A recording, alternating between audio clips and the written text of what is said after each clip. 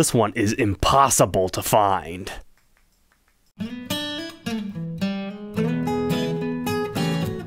Welcome back, Troglodytes, to your daily dose of guitar information, the Trogly's Guitar Show. That's right, you cannot find this guitar online. Even if you do the Google search with the whole quotation marks and you know what you're looking for, it's really difficult to find. So naturally, not many people know about this model, but sometimes you might occasionally run across one in a guitar forum and you just absolutely lose your mind when you find out Gibson actually reissued the 25/50th anniversary Les Paul.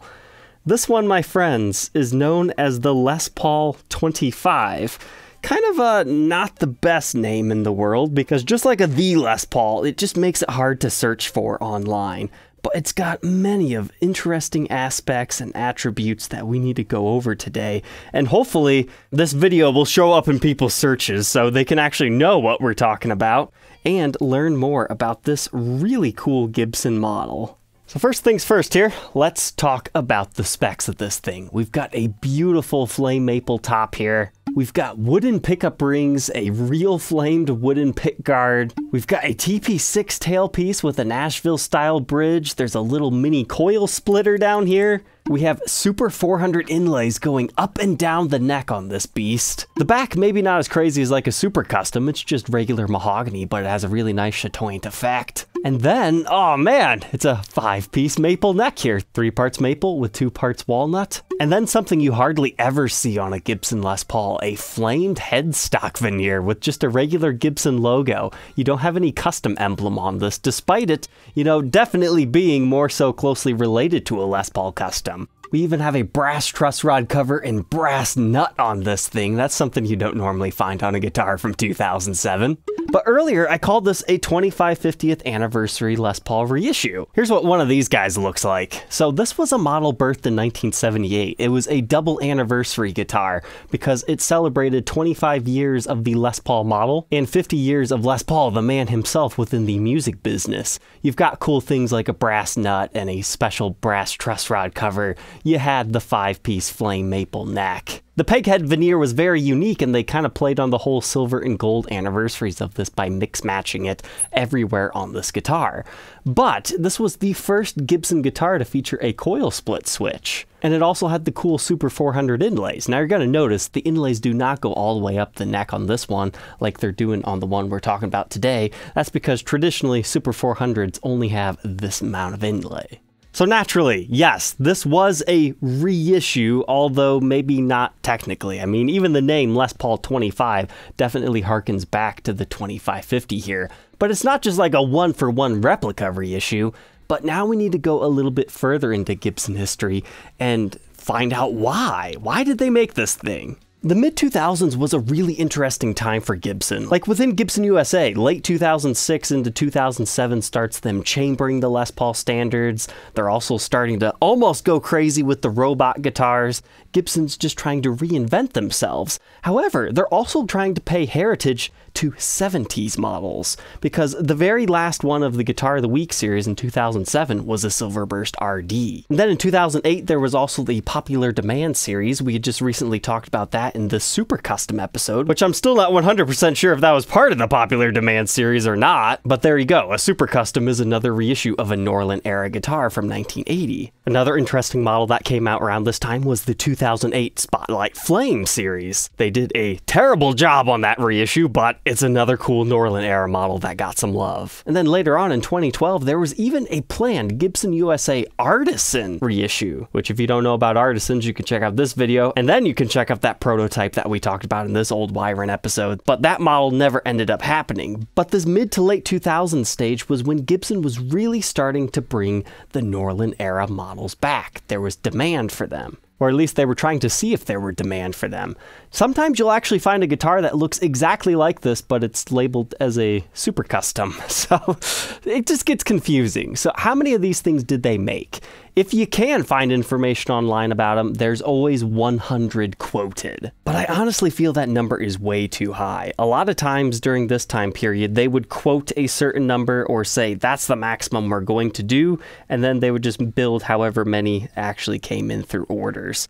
So I think that number's too high in my opinion, because you don't see these on the market every single day. There's only ever been a handful that have shown up. Now you could argue that, hey, it's just because they're all locked up in personal collections, and that very well could be true because these are very special mid to late 2000s Gibson models. So I've been looking for one of these for a while, waiting for the right top, the right condition, and I just happened to find one on Reverb. I had made a deal for it, but then the seller had to back out of it because they weren't allowed to sell the guitar yet, because they still had it on a payment plan. So I had to be patient and wait for them to finish that off until I could add this one to my collection. So as far as I'm aware, this is the first time the internet has got to see a in-depth look at one of these. So let's go ahead and throw it on the workbench to take a look at its parts and specs. Inside the Les Paul 25, it's always cool to tell the story of a guitar just by the condition that it arrives in. So this was by no means caked with dirt or anything, but you could tell it had been displayed on a stand for quite a long time. The finish kind of lost its natural luster and it just had like a layer of gunk. Maybe it was like a humidifier that wasn't the proper type. Because there's two main types of humidifiers, just in case you don't know. You can get one that looks like this. Yeah, they're a little bit more expensive, but you don't get white dust caked over everything and you don't have to use like purified water. And then you can get like the cheaper one that's just spouting out the steam. I definitely suggest going for one more like this. So this thing cleaned up beautifully. That's gonna look great in the B-roll shots now. But let's go ahead and dive into this. So, I've always thought this was kind of an ugly guitar. It's not my favorite finish on a Les Paul. The whole yellowed pickup rings, I don't know if it necessarily matches this color scheme. I mean, I think they were trying to make it blend in. But it is indeed a true flamed maple. They move. Another thing to note is the pickup rings are actually solid. The Les Paul was actually kind of recessed on the inside here, so they are built a little bit differently. But as far as the stock pickups, it's a 57 Classic in the neck and a 57 Classic in the bridge. Now you'll notice this has the gray wires coming out of each of them. That means it's a 4-conductor pickup, which makes complete sense considering we have a coil splitting switch. You need 4 conductors to do that. But this was built in the era when not all custom shop things got a long neck tenon. So this has a short neck tenon, and since this is trying to be a 25 50th anniversary reissue, that's technically a correct spec. Same thing with the bridge. We could complain that this is a Nashville instead of an ABR1, but that's what the 2550 had. The TP6 tailpiece on this is such a nice touch because generally you don't find this stock on custom shop guitars unless you're custom ordering it that way. They might have invented this in the late 70s, but they don't really use it all that much.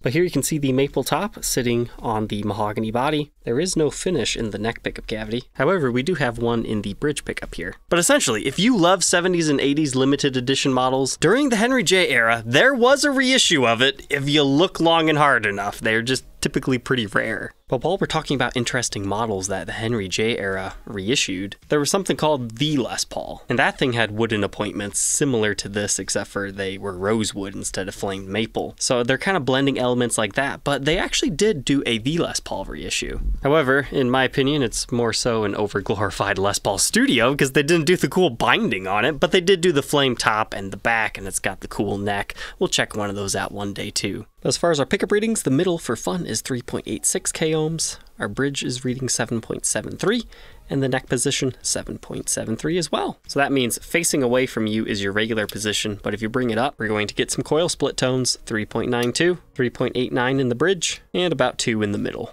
But all the rest of the controls here are just regular Les Paul, 2 volumes, 2 tones. So when I bought this one, the guy was asking, am I going to keep it in my personal collection? And I'm big on honesty. I told him, I'm not sure. I have to get it in person to be able to tell what the condition is like, because I'm pretty picky with what I end up keeping forever. And to be honest, I don't normally like the super pinstripey tops, but I do like that it has the cross-hatched wood grain going on underneath it. That's a very 70s, 80s type thing. And this top can move, especially now that I've cleaned it up. It's going to look fantastic.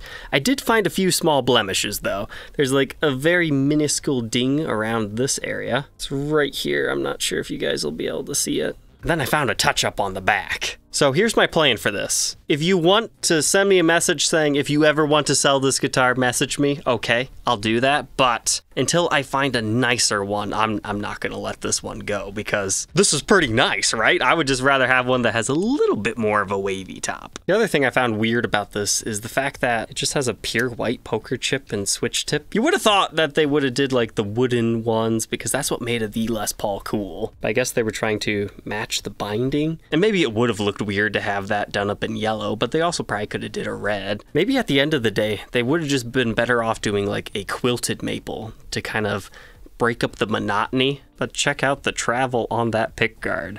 That's pretty cool. And what's interesting is they actually stained the entire thing. Now the outside has a clear coat to it, but the back does not. It's got a little bit of overspray down here, but generally speaking, the whole thing is not lacquered.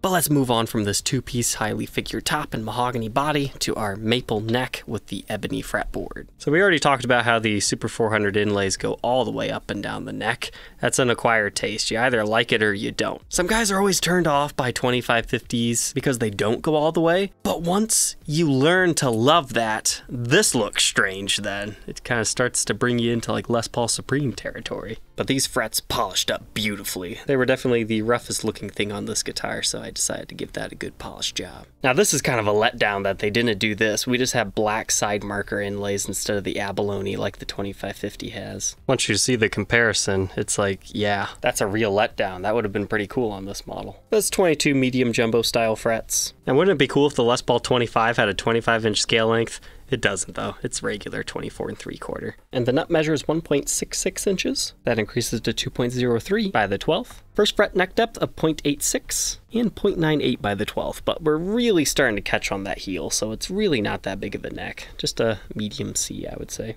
Here that is at the first fret and the 12th fret. Just kind of widens up a bit.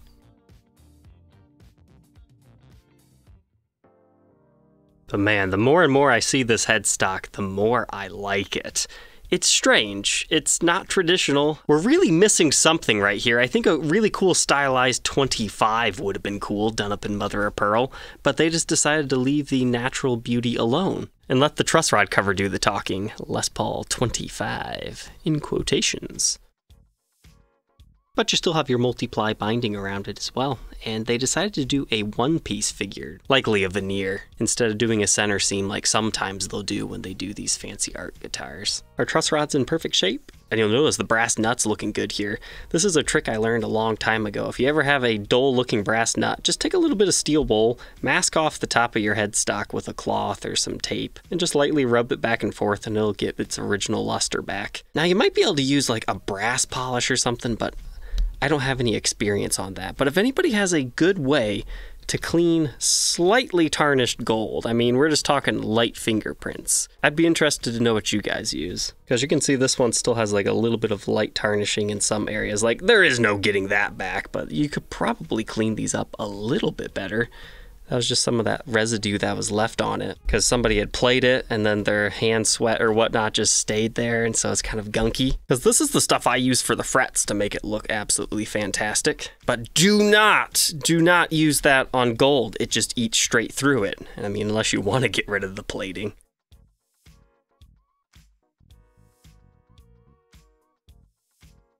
Moving on to the backside, wait until you see what's underneath this backplate. But first off, yes, that's the exact same style that the 25 50th anniversary used. Why does it have to be so big? It's so they can incorporate that mini toggle on the side. However, this one's different. Pretty sure this is the first photographic proof of what is underneath here. They just utilized the same route. However, it's just like a small stair step down right there. And then this part is the same as it always is, but they just did a little bit of an extra whoopity-woo over here. That is indeed a similar style mini toggle switch. And we've got the Gibson branded pots with our tiny ceramic disc capacitors. It's pretty basic stuff in here. Now you might be asking yourself, why don't we see more mini toggles on guitars? I mean, they were big in the late 70s and 80s for modifying things.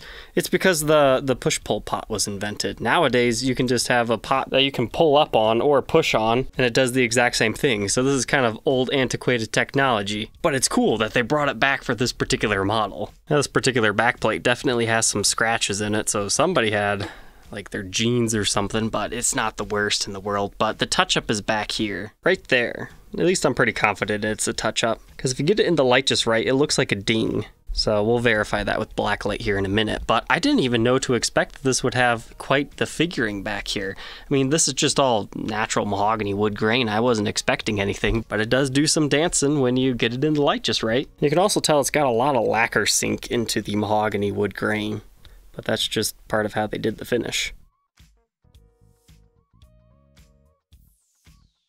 But unlike a 2550, we actually have the 50 style thin binding in the cutaway, so we can see the maple top exposed right there. And the rest of the sides are just the regular bare exposed mahogany with the cherry colored finish, and we got the multiply binding back here. I couldn't get this off because it's just too tight and we're not going to see anything too fancy in there anyways.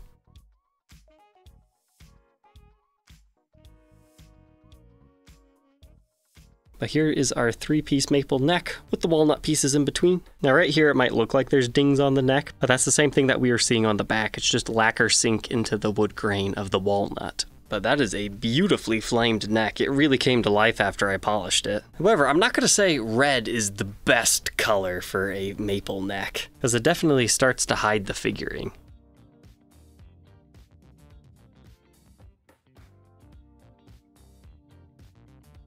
We've got our Gibson Custom decal back here. We can see our regular Grover tuners, then our serial number dating this one to the year 2007, 1816 in production. Under blacklight, this kind of gets a cool tobacco sunburst-like finish. I wish they would have went with something more like that. I preferred the dark colors though, but everything's looking good here under blacklight. Headstock's also looking good. And now the questionable area, it doesn't glow like that, so maybe that's actually a Gibson factory touch-up, or they just did it so early on that we can't really tell and it was a true lacquer touch-up, but definitely some sort of a ding right there. It looks like the rest of this guitar is definitely looking good, except for that might be a little bit of stand rash. It's kind of hard to tell. It just kind of glows red, but you don't see that in regular lighting situations. All said and done, it's a chunky one, just like the originals. 10 pounds, 5.8 ounces. Let's go ahead, plug it in, and see if it sounds better than the originals, because, yeah, Series 7 pickups out of the 2550s when they're coil split, they don't sound that good. So I'm betting this might even sound better.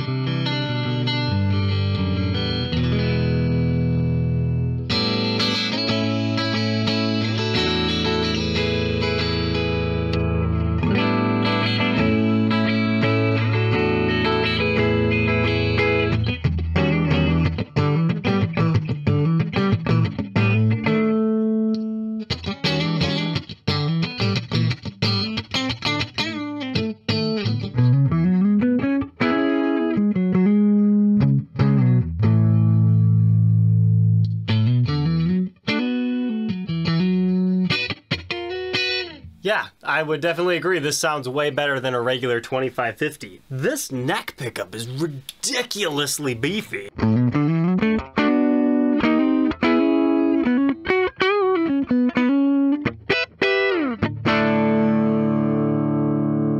And the bridge is extra crunchy. I love it.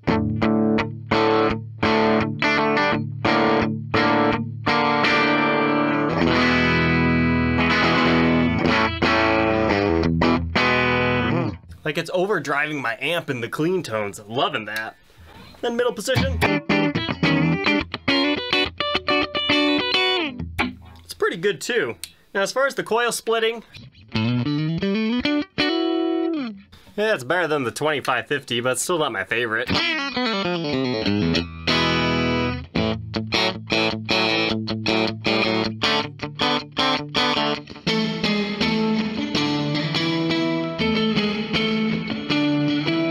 Let's go ahead and try some distortion.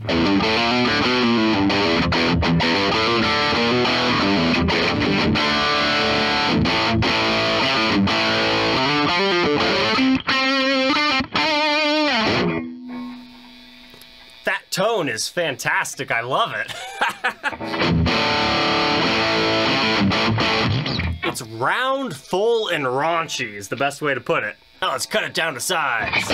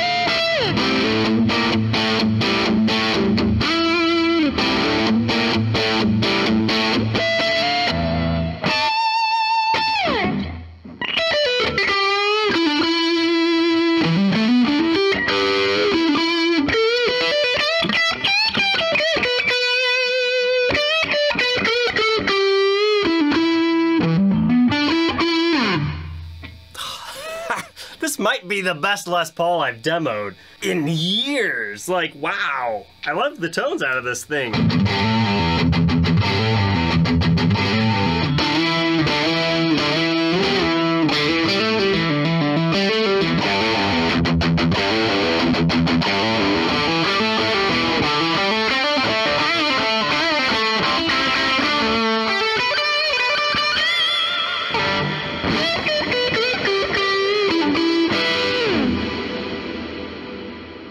Now that we know all about the Les Paul 25, what are my final thoughts on this thing?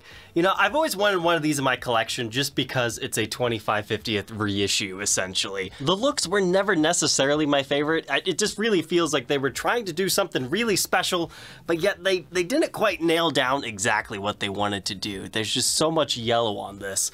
Now that I've seen it under blacklight, I really wish it could have been a darker tobacco sunburst finish. But they're awesome flame tops. I mean, you can't sneeze at having a flame maple pickguard and all the cool Super 400 inlays and the awesome headstock veneer on this. But surprisingly, my favorite feature about this is not all the flame figuring in all this. It's actually the back. It really reminds me of an SG, and it's not necessarily the Chatoyan effect that's going on here either. It's just how heavily grained this wood is. And the fact that it does this too is just an added bonus. But when you look at this guitar from its side profile view, you just see all that great wood grain too. So it's a nice complement, and this really dark red color I think looks the best on this guitar. The slight color difference that you're seeing here between this dark cherry versus this kind of lighter cherry color just comes down to this is the maple neck and the maple wood is a little bit lighter in color versus the mahogany being nice, dark, and dense. But yeah, I've never had 57 Classics sound this good. There's something special going on here. The coil splitting is a nice option to have as well, so this is more than just a nice looker. But anyways, Troglodytes, I hope you enjoyed tonight's episode. Don't forget to like, comment, and subscribe, and we'll catch you tomorrow on the next one. Take care. If you enjoyed this fancy Les Paul, how about you check out the fanciest one I've ever owned, the Steve Howe the Les Paul. You know, the one that he owned and toured the world with, not just a signature guitar.